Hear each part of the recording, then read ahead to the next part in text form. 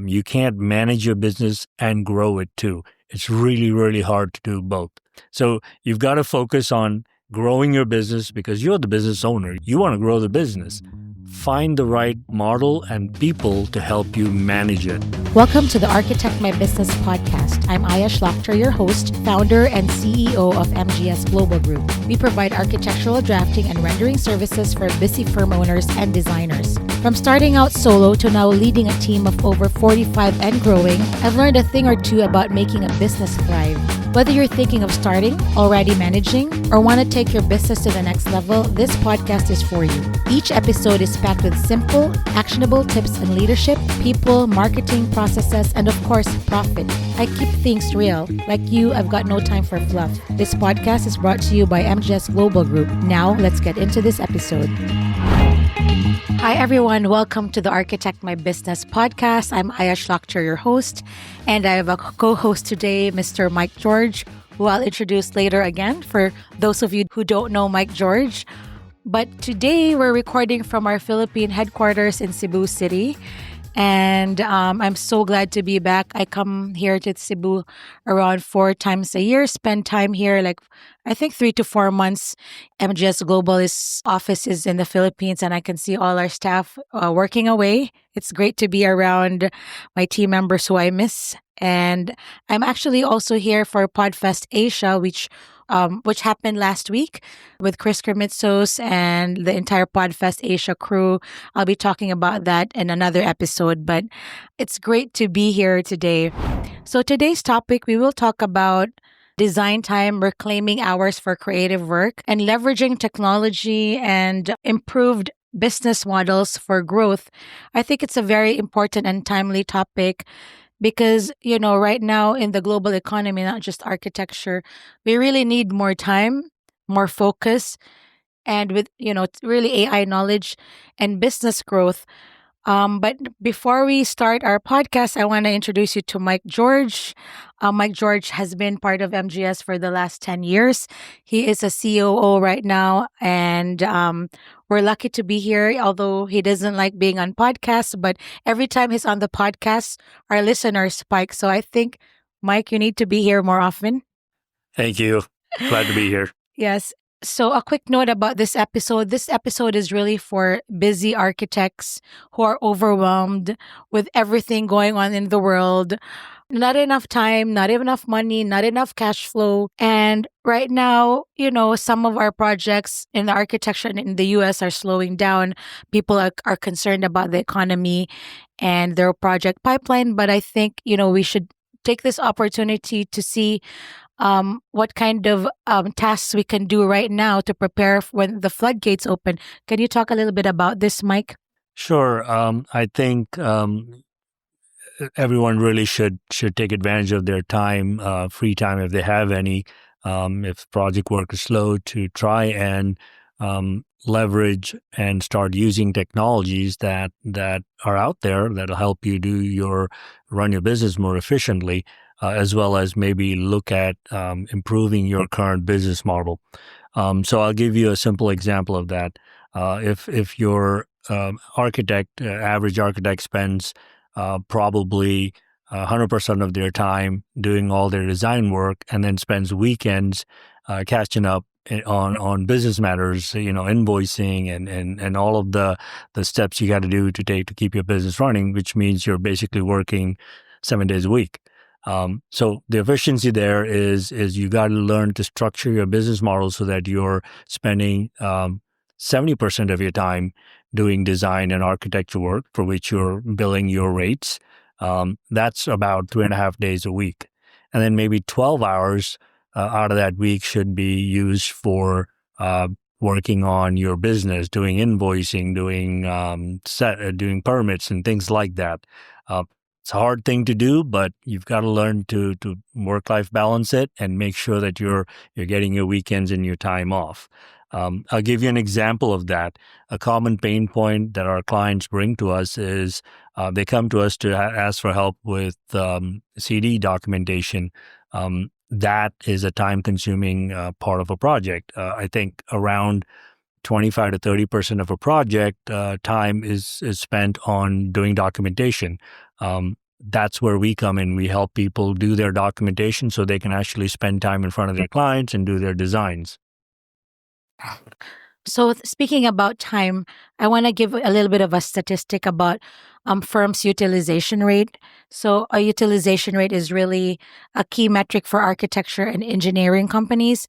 What it measures, it tracks how much of an employee's or firm's time is spent on work that can be billed to clients. And what Mike was saying, 70% billable, 30% non-billable. When I mean non-billable, it's actually necessary tasks that don't directly bill to a project, but they're necessary, like admin work, marketing, training, internal meetings, and management. And as a rule of thumb, if you're an employee, obviously your billable work, your or utilization rate should be higher. I think the industry standard right now is 82.4%. But before it was 75%. So people are more productive and more profitable in terms of the architecture staff.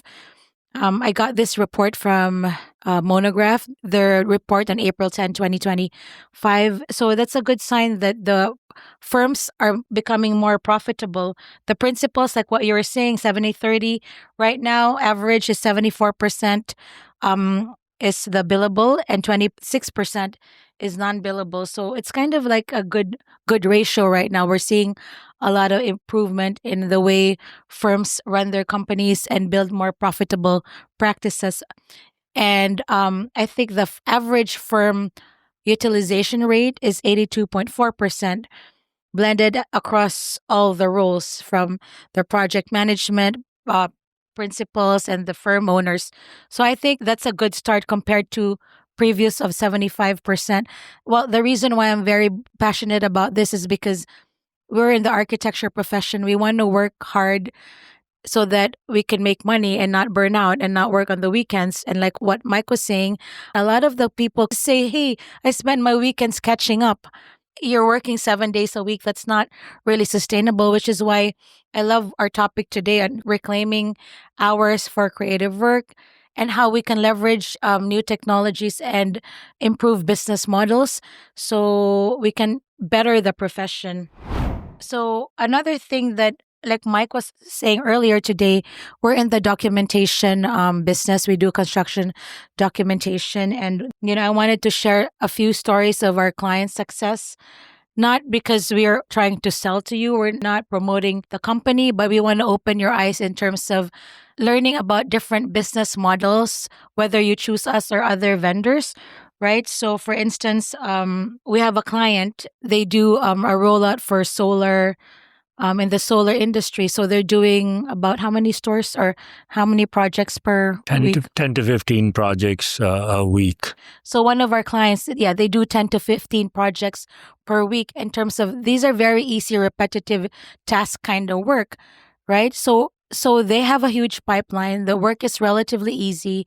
They have a small project management team, I think a team of 5. It's 6. 6 now. They have a team of 6. And they onboarded or they hired us to help them with documentation because their project managers are busy on site and taking care of their client needs. So with them hiring us to do their documentation, they're able to get more projects and really roll it out even more.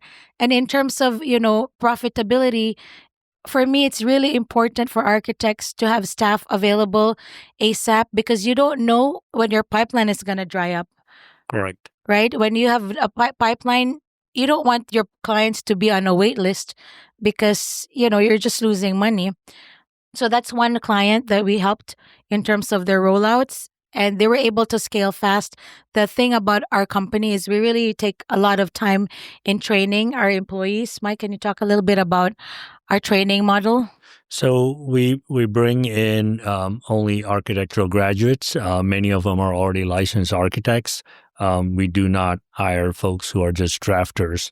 Our team is put through a rigorous training program. It lasts 2 to 3 months on average. They are taught building technology, all of the expertise they need, whether it's a BIM software or CAD. They're learning in an environment where they're able to see live projects going on from other senior production staff, and that helps us provide them with a good start. Yeah. So that's that. And also, since we're at the topic of really time and saving time, because as we all know, time is so important when we talk about project delivery. Another client of ours, they're a medium-sized firm and they do multi-family, multi-use residential mixed-use projects. They came to us and said they have over four huge projects, 670 units, and they had a surge of projects. So they onboarded us. We were able to provide them with 8 people. 8 people. 8 people within 2 to 5 week period. Yeah, 2 to 5 week period. So think about that. We had 8 people onboarded from week 2 to 5. A traditional hiring cycle normally takes 16 weeks, right? Because you need to put the resumes out, you need to qualify the resumes, you got to bring the people in, and then when you bring the people in, they need to give notice to their employers. That's another 4 weeks.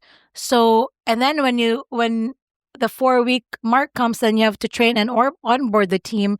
So that's 16 weeks total, and 10 weeks is the crucial part of the documentation process.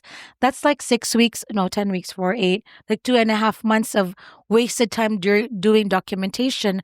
With our training model, like Mike was saying, we have people already trained at certain capacity. People, you can really save time in terms of hiring, because hiring costs a lot of money. I think to hire one employee, if you get to a staffing company, is $20,000 to $30,000, right? Yep, that's To the hire average one cost. person, and it takes 16 weeks, and you don't even know if that person is suitable or not. Yep. So again, if you're open to working with an outsourcing partner, there are a lot of companies out there that do what we do. I think this episode is really to help you open your mind in terms of different business models to support your firm. Anything else, Mike? No, I think you said it all. Yeah. So also one of the things that we want to talk about right now in terms of how to reclaim hours, since that's our topic, is leveraging new technology. And I know AI is no longer a buzzword. I mean, as a matter of fact, Shopify CEO, did you know that? Yesterday, Shopify CEO released a memo or something that all people who apply have to be AI literate, and that they need to be better than AI if they want to work in Shopify. So it's going around social right now, Right. the memo that Shopify released. So I think that, we all have to adapt to AI because it's not going anywhere. According to the CEO and founder of LinkedIn, I forget his name. It just escaped me, but he said AI is not going to replace jobs, but people who use AI are going to replace people who don't use AI. So because of that, Mike and I are really talking about how to future proof our business. We launched MGS Labs. Can you talk about MGS Labs? Yeah, last year we saw the writing on the wall with AI and decided that we had to be at the forefront and be either early adopters or discoverers of whether this thing is going to work for the industry or not.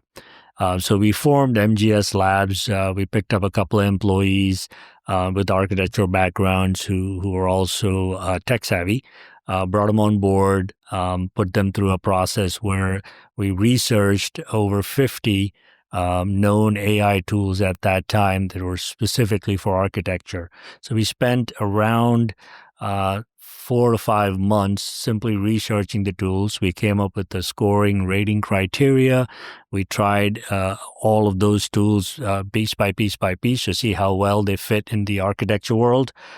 We've actually come out with a white paper that is just recently released yesterday, a free version where you can get a summary of what our activities were and all the research that went into it. And then there's a full version coming out in a few weeks. Yeah, so for people interested, we will drop the white paper link in the show notes below because you don't want to miss this. This is Correct. really we started this in June. It's 10 months of research and updates. We not only talk about AI architecture tools, but plugins as well. Correct. Plugins for existing tools such as Revit.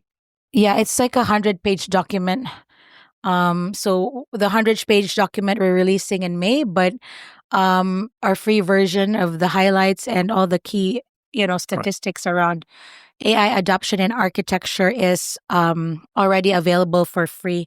So check it out.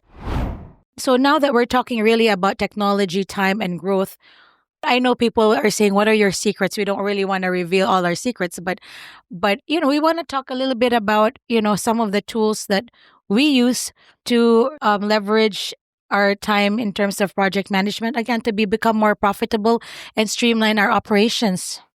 Yeah, so part of your business model needs to include tools that can easily help you do your billing, be accountable for the hours that your team members are putting into a project. We use something a very affordable tool, Monday.com, which lets you record your projects, split out your time, do your time management, do your project management, communicate with each other online. It's got a chat feature. It has all of these functions available, relatively inexpensive. There are many tools like that. I'm not suggesting you go adopt Monday.com, but you can choose something similar to help you actually run your business more effectively. Yeah, there are other tools too, like Notion. Notion has a CRM. You can create a client portal. Many requests also is another one for service-based businesses. Asana. Basecamp. There's several tools out there that'll help you do that. Notion is quite popular. We use that also internally for some of our processes and internal manuals and things like that. Yeah, some of these tools will let you actually give your clients access to all of the tasks being done on their project by your team members. So it just makes you be more transparent and accountable to your client. So thinking about, time savings and time management, I think having a digital headquarters, like all the tools that Mike and I talked about is really establishing a digital headquarters, right? I mean, people are working remote, people travel all over the world.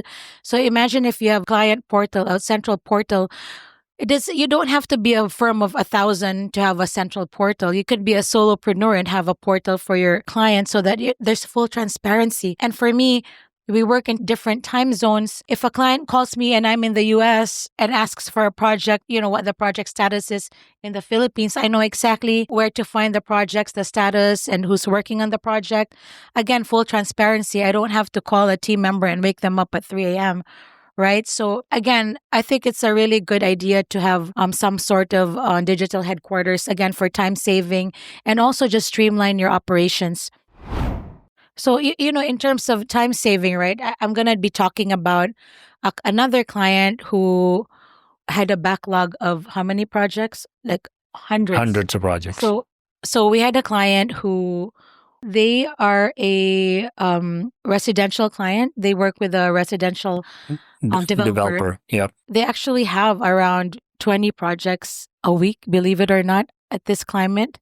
Right. They still have 20 projects a week. We produce CDs of construction documents, 80 a month. 80 a month. 80 a month of documentation, right? So they called us because they didn't have time. They had a huge backlog of projects. Over 6 months of a backlog.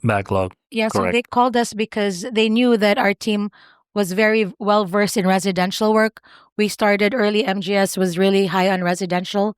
So they happened to try us out. And the good thing about working with a high volume of clients and having a digital portal is that we were able to manage all the projects at once. Imagine managing 80 projects with 4 people, 5 project managers here in the Philippines and maybe 6 on their end.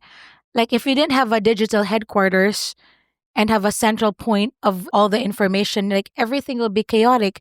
You don't want everything in your mailbox, in one person's mailbox. So, having a system and a really good project management system and a client portal is really important, especially when you're managing multiple projects with multiple deadlines, new work, existing work, revisions, multiple people all at once. So again, if you're a small firm and you want to do big, rollout projects, it is possible for a solopreneur to manage all this with the right partner and the right tools, right? Correct. Correct. So let's talk a little bit now about admin work and increasing billable hours. A lot of people tend to put the admin work at the back burner because they think that, client relations and construction documentation is really important. But what happens when you forget to bill your clients in 2 months later? How are you going to pay your bills, right? So that's the thing. If you can spend 2 hours a week just looking at your billing, you spend 60 to 80 hours a week on documentation. Because I was in the same boat, guys. I was behind bills like 10 years ago. When we were bootstrapping, my husband and I were working together. I was bird doing drafting work, and he had a full-time job and he was billing. But since our client is a publicly traded company and they changed their billing process, my husband kind of forgot to bill, and I didn't have money. And it's kind of like a shit show. Sorry to swear, but it was really it was really rough. It's a muscle you gotta pull, right? You need to work out that muscle of spending, let's say, money Mondays or money Fridays. Like, really focus on your finances. Mike, talk about that. So as I mentioned in the early part of the show, you really have to set up your model so that you spend a maximum of 70% of your time doing your design and your projects and your sales work. But then that 30%, which is about a day and a half in a week, needs to be focused on doing your billing, making sure that you're tracking the time properly all week for all of your projects that you have ongoing. Because if you don't make that a habit, then you run into cash flow issues, then you have bills piled up that you have to pay, and then now you're drawing on a line of credit. It just becomes a vicious circle. So it's really, really important to adopt the technology that fits you. We have, as I said, our own internal mechanisms where we have tracking of time. We have the billing system connected to it. We have projects and tasks in it. Our clients can see that. They can log in and record and actually submit projects through that portal. So there's many ways you can do that. There are lots of tools. You really, really have to take time to do that because, as I used to tell Aya years ago, you can't manage your business and grow it too. It's really, really hard to do both.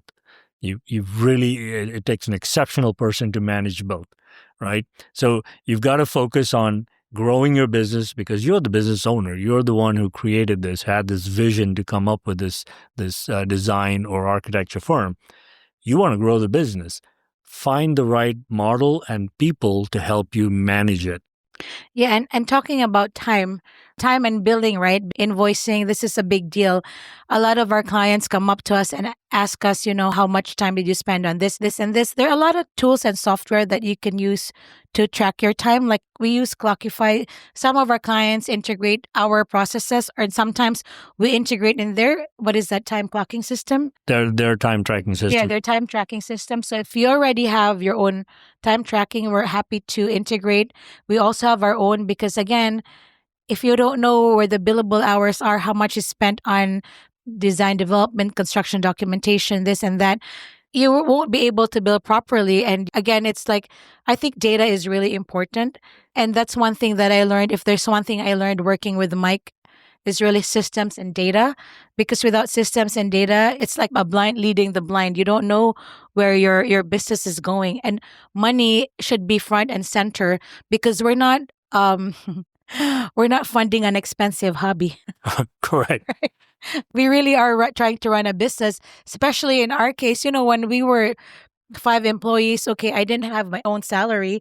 Whatever I made was the extra of what I was paid. Whatever was left after payroll is what you paid yourself. Yeah. And that's typical, right? That's typical for a lot of businesses who have 1 or 2, 3 employees. It's really hard to project your salary. Again, there's a lot of tools, right? Like Monday.com. And Monograph is what a lot of people use now, the bigger firms. Mm-hmm. I think they just did a new product update. They're doing a webinar, so check them out. So, because we're at the topic of time, right? How, Mike, in terms of your expertise, how do we reinvest, reclaim time? Like, what can architects do to help them, get their time back? You mean, what do they do with the extra hours? No, just how to create more space Yeah. So because we're so busy. Like, how do we even do that? again, as I said, you have to adopt the right technologies to help you manage your business, but you also need a structure and a business manager who can help you divide your time, in the areas that are more important for you, which is to grow your business. So there are lots of activities that as a business owner you should be focused on. You should be focused on doing more business development. You always want to have the biggest, craziest pipeline you can possibly have. That's a really good place to be, right? You need to try and think of new services to offer. If there's a slowdown in your in the residential thing, you need to look at another industry, something else, a niche market that you could perhaps provide a service to. You need to do marketing. You need to be out on all those socials. You got to have a really nice design platform where you can share your designs. That seems so overwhelming, right? Like to have all these things to do. But actually, if you really track your time and really be very intentional about where to spend your time, it is really manageable. Like I learned from, my experience. And if you're a genius, you learn from me. You won't learn from your experience. What did they say? A smart person learns from their mistakes, but a genius learns from other people's mistakes. Correct. So I learned the hard way, right? I had to lay off people early on because I didn't focus on my pipeline. So right now, when you're busy, you have a pipeline, like, spend a few hours a week on marketing, social media, personal branding. If you don't have time, try to do LinkedIn maybe once or twice a week. Highlight your projects, not necessarily only your projects, but your personal stories, because people buy from people, right? So, those are the things that if you don't have time to do marketing, again, why am I saying all this? How does this relate to the overall topic? It's because time is really very important right now. And a lot of us, I don't know, after COVID, Mike, it seems like everything is happening like times five, this 5x, Yeah, it's accelerated right? tremendously. Yep. People are making up for lost time. But I feel like I'm still, like it's already Q2. Like last week, it seemed like I was just having a, New Year's Eve party. I don't know, guys. I don't know how you feel, but um, what's today's date? We're already towards the end of the month of Q2.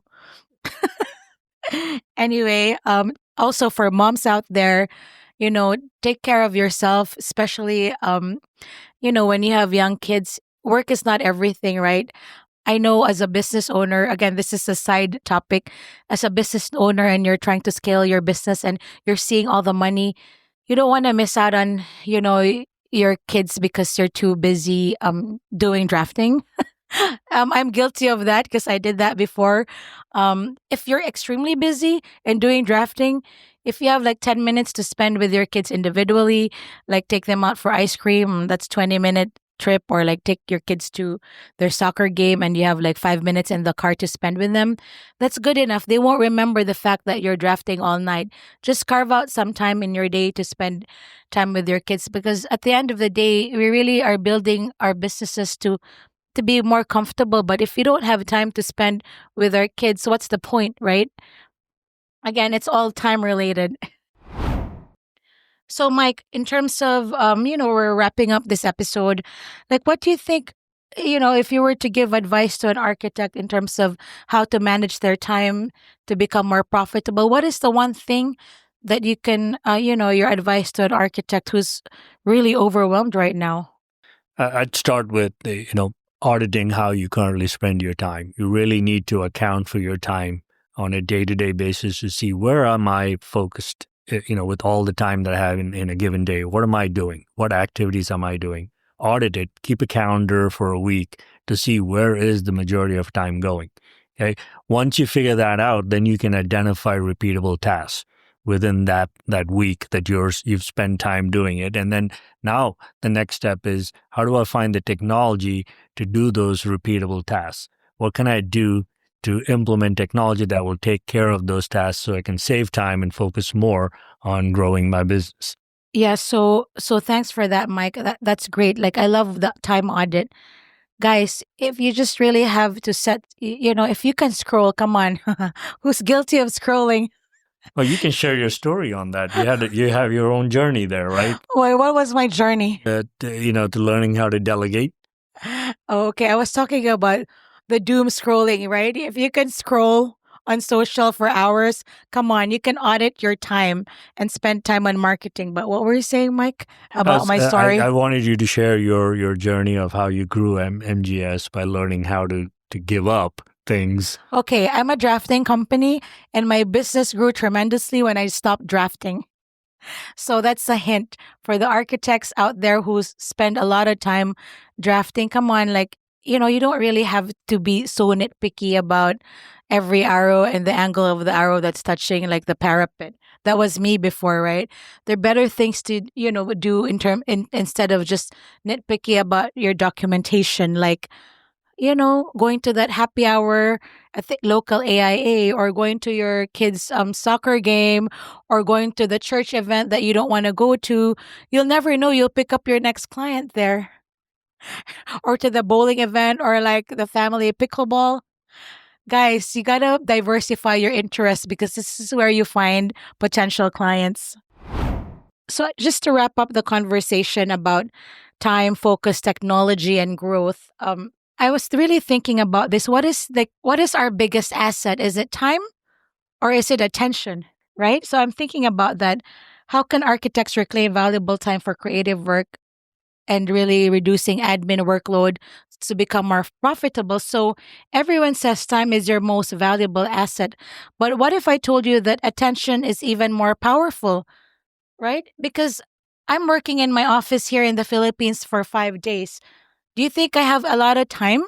5 days is not a lot, but we got so much done because of our attention and focus, right? So it doesn't really matter how much time you have, but you need to be very specific about your focus, almost hour by hour. Like Mike was saying, audit your time. I'm here in the Philippines and it's a tight ship, right? Our schedule is hour by hour. We only have 8 hours in a day. However, we got so much done because we're very intentional about the things we need to do. Because the thing is, you might have a lot of time, but what if half of the time you're scrolling, right? So really, it's really that time and attention combination. Because when you chop up your attention, then that's time wasted to refocus on going back to the task. So if you give yourself an hour to do something, just stick to that hour. Turn off your cell phones, put it on airplane mode or do not disturb, and just be very intentional about how you spend your time. As a recap, I like what Mike said about audit your time, really leverage technology and tools and some of the AI tools that's out there. AI is no longer a buzzword, it's necessary. We at MGS, when we hire right now, we're looking for people who are AI literate, especially right now when AI is not really mainstream in terms of AI tools. So any kind of use cases that we see and if our team brings to the table, it's good for us because it really helps us with documentation. And this is why we're doing our research to really help with documentation. If we can do things faster, you don't have to pay us all the hours that you normally would pay us. It's a win-win for all, right? In terms of company profitability. So my final thoughts really around time, focus, technology, and business growth. It's really all mindset, right? If you don't see yourself succeed in this economy or in any economy, then you will never succeed. And focused, right? If you're focused on what's going on in the world, there's a disruption going on in the US economy. If your focus is external and not internal, then you'll be super distracted. So really Correct. focus on what you can control. Mike, any thoughts around that? No, I 100% agree. Yeah, that's why I talked about that in auditing your time. It really helps you to realize that I've been focused on the wrong things. I'm spending too much time doing certain things when you shouldn't have to. Yes. So yeah, again, as we wrap up the episode, just think about your mindset, right? Because there's so much noise going on. Time is a valuable asset. Focus is even a more valuable asset. The world is moving so fast. Everything is so chaotic. But if you really focus on the right things for the right people, I think we'll be okay. I think so. Thanks for tuning into the Architect My Business podcast. I really enjoyed my conversation with Mike George. It's such a pleasure having Mike around. You're invited anytime you want to pop in, Mike. Thank you. And also, like I said, my final thoughts around, being successful in this kind of age of uncertainty is really your mindset, right? You need to have a good mindset, be really focused and intentional about how you spend your time, and your thoughts really matter. So, try to, think about positive things, because the more negative you are, then you bring negativity in your life. You've experienced this. When you're worried, things tend to escalate. But when you come from a place of abundance and positivity, then things will be okay. So again, thanks for tuning into the Architect My Business podcast. We would love to hear from you. I love hearing from anyone. If you want to email me, it's aya@mgsglobalgroup.com. We also have another podcast called AI for Architects podcast, and we'll drop in the links of our white paper where we talk about or review the 50 AI tools. Right. It's over 100 pages, so please check it out. Thanks again for listening. If you know anyone who can benefit from this episode, please feel free to share with your colleagues and friends. And till next time. Thanks for listening to this episode of the Architect My Business podcast. If you want more, head over to architectmybusiness.com for more episodes, show notes, and links to everything mentioned in this episode. Don't forget to catch our mini shows, Her Space, Ask Aya, and our main show, Architect My Business. If you enjoyed our episodes and want to hear more, please leave us a rating and review on Apple Podcasts and Spotify. Your feedback really helps us grow. Stay tuned for the next episode. Bye!